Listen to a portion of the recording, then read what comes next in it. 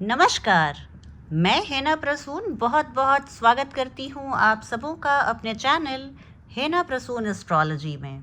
आइए ज्योतिष के एक नए कार्यक्रम में आज चर्चा का विषय रहेंगे सूर्यदेव। जैसा कि हम सभी जानते हैं 17 अक्टूबर 2021 को लगभग दोपहर के 1 बजे सूर्यदेव राशि परिवर्तित कर रहे हैं और अब वो अपनी साइन ऑफ डेबिलिटी यानी अपने नीच राशि तुला राशि में प्रवेश करेंगे। अब ऐसा नहीं है कि आप नीच राशि में सूर्यदेव के प्रवेश को सुनकर डर जाएं और आपको लगे कि सब कुछ बुरा बुरा ही होने वाला है। बहुत सारी राशियों के लिए बहुत अच्छी स्थिति लेकर आए हैं सूर्यदेव। इसके पहले कि मैं चर्चा शुरू करूं, आप सबों से मैं निवेदन करूंगी कि आप मेरे चैनल को सब्सक्राइब करें और वीडियो को पसंद आने पर लाइक करें तथा वीडियो के लिंक को आप अपने फ्रेंड्स और फैमिली में शेयर करें। आइए अब सीधे चर्चा शुरू करूं। सूर्यदेव की एक छोटी सी भूमिका आपको मैं बता दूं कि सूर्यदेव हम सभी के लिए ऊष्मा और प्रकाश के सोर्स हैं और अगर कुंडली में ये बहुत अच्छी स्थिति में है तो वहां से देखिए हमें पावर पोजीशन में बहुत सारे अधिकार और प्रभुत्व डोमिनेंस इन सब की प्राप्ति होती है। और अगर सूर्य मजबूत हैं तो हमें नाम प्रसिद्धि प्रतिष्ठा आनन फानन में ही मिल जाती है।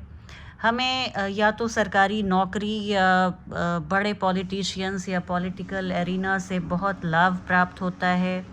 उच्च रैंक वाले अधिकारियों से हमारा संबंध बनता है या तो हम खुद उच्च रैंक के अधिकारी बन जाते हैं। तो इस तरह की स्थिति होती है।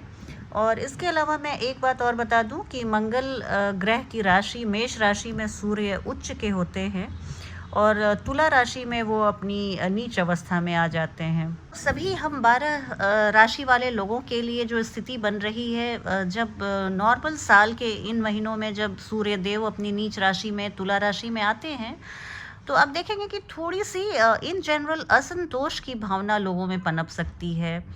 हमारा जो लाइन ऑफ कम्युनिकेशन होता है वो बहुत क्लियर नहीं होता है। हम अपने बातचीत को बहुत स्पष्ट ढंग से एक दूसरे को नहीं बता पाते।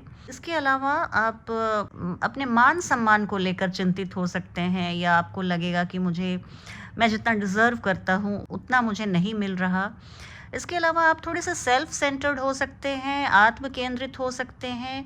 आपको ट्रैवलिंग की इच्छा जागृत हो सकती है। आप किसी नई संस्कृति नई जगह को देखना चाह सकते हैं। इसके अलावा आप देखिए तो एक चीज़ है कि आपके प्रयासों में थोड़ी सी अधिकता दिख रही है। इन जनरल आपको ऊर्जा या जीवन शक्ति में कमी का एहसास हो सकता है। हालांकि इस नियम को आप रूल ऑफ थंब नहीं मान सकते। हर कुंडली अलग अलग होती है। हम सभी की कुंडलियों में सूर्य अलग अलग डिग्रियों में अलग अलग भावों में होंगे तो उस हिसाब से हमें अलग अलग फल मिलेगा। मैं एक बहुत मोटे तौर पे बात बता रही थी। और इसके बाद 16 नवंबर 2021 को करीब दोपहर के 12:50 पे सूर्यदेव अपनी राशि परिवर्तित करके वृश्चिक राशि में प्रवेश कर जाएंगे। कर्क राशि वाले जातकों के बारे में बात करूं तो आइए जानते हैं कर्क राशि वाले जातकों के लिए सूर्य का वर्तमान में तुला राशि में गोचर जो 17 अक्टूबर से होने वाला है क्या परिणाम लेकर आया है। तो देखिए कर्क राशि वाले लोगों के लिए सूर्य उनके द्वितीय भाव के स्वामी हैं और यहाँ से वो घरेलू सुख संपत्ति माता वाहन के घर चौथे घर में गोचर कर रहे हैं।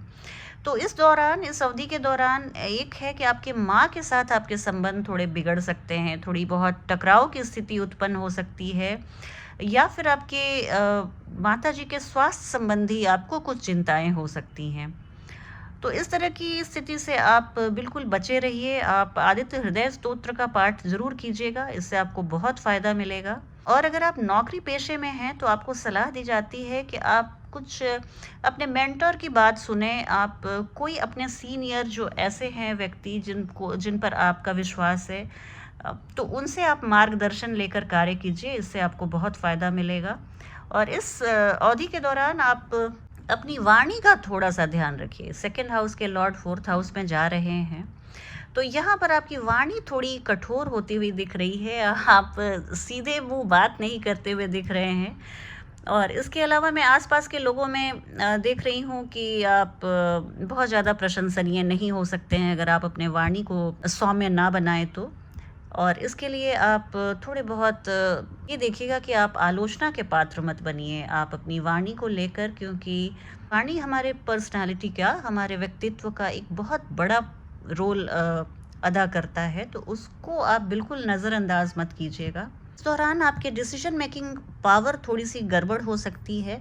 आप कुछ ऐसे अपने प्रोजेक्ट के बारे में या आप अपने ऑफिशियल जो आपका वर्क है या जो बिज़नेस कमिटमेंट है उसके लिए आप कुछ ऐसे निर्णय ले सकते हैं जो आपको बहुत आकर्षित करेगा, लेकिन लॉन्ग रन में वो आपके लिए उतना सही नहीं माना जा सकता।